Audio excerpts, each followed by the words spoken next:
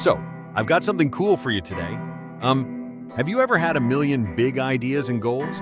But every time you try to start, some invisible force just stops you. You know, a force that tells you tomorrow's better or now's not the time. Oh, absolutely. Or maybe like me, you've made a huge to-do list, felt super motivated, and then rewarded yourself with a nap before doing anything. If that sounds familiar, then welcome to the Talk English podcast. I'm John. And I'm Sarah. And today, we're diving into the complex but completely relatable world of ambition and getting stuck. If you're learning English, setting big goals, or just wondering why you haven't started that New Year's resolution you made 3 months ago, this episode's totally for you. Because today, we're going to pinpoint the root of this problem and tell you how you can break free from this cycle. Throughout this episode, we're not just identifying the common roadblocks. We're giving you actionable step-by-step solutions on how to turn that ambition into actual achievement. You're going to learn how to shake off paralyzing perfectionism, how to start with minimal effort, and how to turn the fear of making mistakes into a launchpad for your progress. So if you're ready to stop just wishing and actually start doing, stick with us until the very end of this podcast. Sarah, be honest. Have you ever watched a motivational video, felt totally pumped, like nothing could stop you, and then 5 minutes later, you find yourself deep into YouTube Shorts completely off track? Oh my gosh, laughs 100%. Last month, I watched a video that told me I could become unstoppable. So I made a massive to-do list, lit a scented candle, and then took a nap. It's wild how we confuse feeling inspired with actually doing something, Exactly. That's the mirage of motivation. It feels like we're moving forward, but we're just stuck in place. Because, let's face it, motivation is so fleeting. It shows up all dramatic, like fireworks, then disappears just as fast. So, what's the solution then? What really gets things going is momentum, not inspiration. I've really learned that if I just start write one sentence or read one paragraph, my brain just wakes up and joins the party. And the same goes for English learners. Don't wait for the perfect moment or perfect mindset to practice. Just set a 10-minute timer, speak out loud, write down 5 new words. Just do something, Progress starts with a decision, not a mood. Tiny challenge for you. Right now, after listening to this segment, pick up your phone and for just 5 minutes, search for an English word in the dictionary, read its meaning, and create a sentence with it. It doesn't have to be perfect. Just start. And speaking of progress, there's one thing that loves to stand in its way, It wears a cape and pretends to be helpful, but it's really just fear with good branding. Perfectionism. Oh, I used to think it was a badge of honor, look how high my standards are. But in reality, it just left me stuck.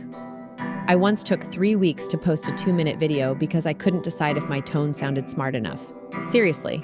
I feel this deeply. I used to, rehearse my English so much in my head, it was like I had a whole TED Talk ready, until someone asked, "Hey, how are you?"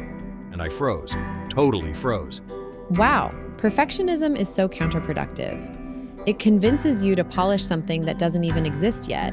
It's like trying to bake the perfect cake without cracking a single egg. You're stuck at step 0, just thinking about the masterpiece. For English learners, don't let perfection stop you from speaking. Don't wait to sound like a native. Speak now, stumble, learn. That's the real formula. Swap out perfect for progress. That one shift is a total game changer, So once you stop waiting for perfection and finally take that first step, you'd think things would just flow, right? You'd think. But then comes the overwhelm. Suddenly, it's not one step, it's 15 directions at once, and boom, you're stuck again. You know this one. You set 15 goals, color code your planner, buy new pens, and then binge watch productivity hacks on YouTube for 3 hours. Oh my goodness, I totally know that feeling. I once had 12 goals for the month. Want to guess how many I achieved? 0. But my desk was spotless. That illusion of being productive was really just mental clutter, It's wild. Yep. We call this goal bloating. You're carrying so many goals, none of them move. Like trying to juggle water balloons. You can't catch anything because you're holding everything. It's impossible. Absolutely. That's where you have to streamline. Pick one focus, not 5, just one. That's how momentum builds. It's truly a game changer. And English learners, this is huge. Don't try to master pronunciation. grammar, vocabulary, and writing all at once. Choose one for this week. Maybe it's speaking. That laser focus makes your progress compound over time. The secret isn't more goals, it's less noise and more doing. One step, one target, one win at a time. It's so important. And just when you think you've narrowed it down and you're ready to move, there's another sneaky trap waiting for you. Oh yeah, this one, it wears a suit and calls itself productivity. But really, it's just procrastination in disguise. I've fallen into it so many times, you know? I'll say I'm researching the best method or planning the perfect strategy, but I'm really just avoiding the uncomfortable part, getting started. It's totally relatable. It's like rearranging your tools all day instead of building the thing. You feel busy, but nothing's actually moving forward. It's a real trick, isn't it? Absolutely. And English learners do this too, right? Like, I'm just looking for the right app, or I'm organizing my study folder. All of that is helpful, but only if it leads to real action. If not, it's just another form of delay. It's so sneaky. Here's a tip. Ask yourself, am I preparing to do the work or postponing it? Big difference. Don't let the preparation phase become your permanent residence, you know? It's really important to recognize that. And sometimes, even when we're not organizing or researching, like we're still stuck. Not in action, but in our own heads. It's so frustrating, you know? Yes, it's like you're mentally rehearsing the task 100 times instead of actually doing it. Overthinking can be more exhausting than real work, honestly. It just drains you. Oh, absolutely. I totally remember lying awake one night planning how I was going to reply to a single email. Just one. I rewrote it in my head like 10 different ways. And by morning, I was completely drained. And you know what? I still hadn't replied. It's wild. Been there, so many times. Overthinking creates this invisible fatigue, doesn't it? You burn through your mental bandwidth before the task even begins. It's analysis paralysis, really. And for English learners, it sounds like this, right? It's like, what if I make a mistake? Will they understand me? What if I forget the word? By the time you've thought of everything that could possibly go wrong, you've talked yourself out of even trying. It's a huge barrier. Here's a mindset shift. That really helps. Thinking is helpful up to a point.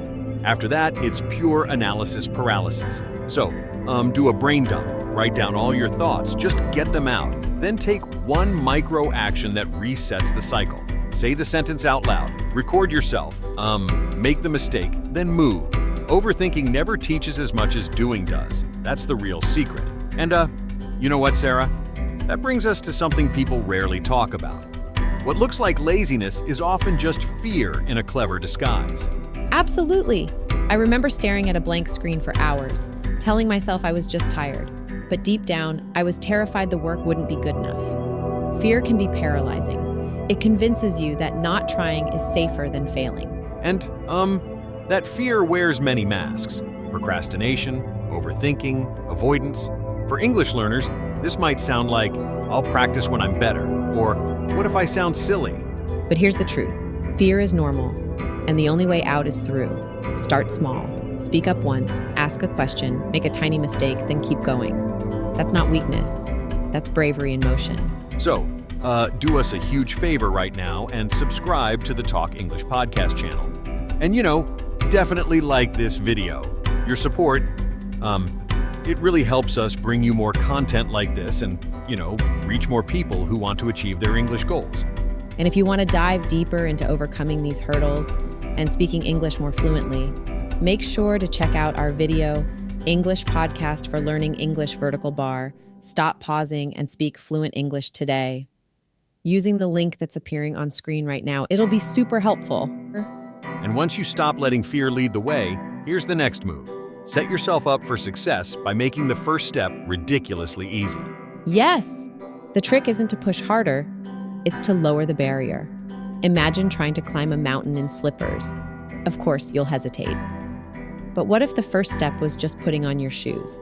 That's the secret. Reduce the effort it takes to start.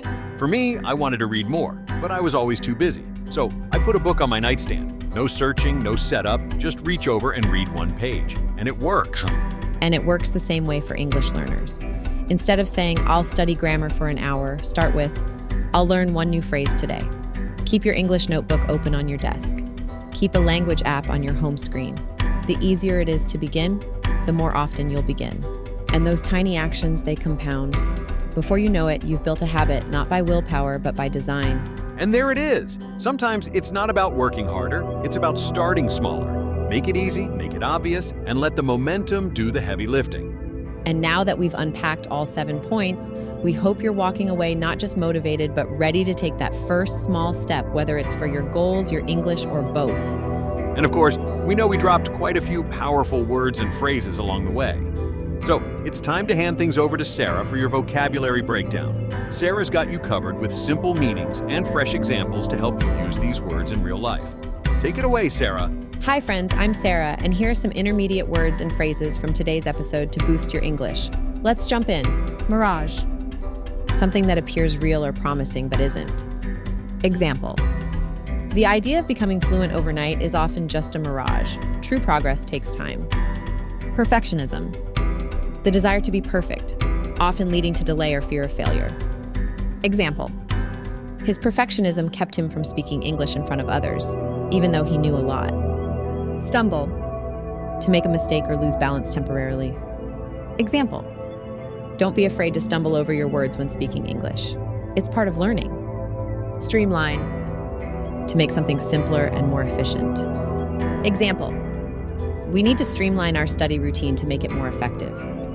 Mental clutter. Excess thoughts or distractions that affect focus. Example.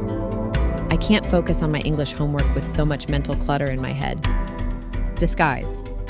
To hide something's real appearance or truth. Example. His silence was a disguise for his fear of making a mistake in English. Overwhelm. To feel stressed or unable to manage due to too much happening. Example. I felt overwhelmed by the number of new vocabulary words I had to learn. Frustration. The feeling of being upset or annoyed because things aren't going as expected. Example. There's often a lot of frustration when you're trying to learn a new language, but keep going. Friction. Resistance or obstacles that make progress harder. Example. We need to remove the friction from our English practice so it's easier to start every day. Compound. To increase or grow larger, usually by adding small things together. Example. Small daily efforts to practice English will compound over time into massive progress. That's your vocabulary boost for today. Try using a couple of these words when you write or speak English this week. The more you use them, the more natural they'll become. See you next time. Thank you, Sarah. Those words were super helpful. They're going straight into my daily conversations. And for all of you listening, if today's episode resonated with you, take one action today, just one. Don't wait for perfect conditions. Don't wait to feel ready.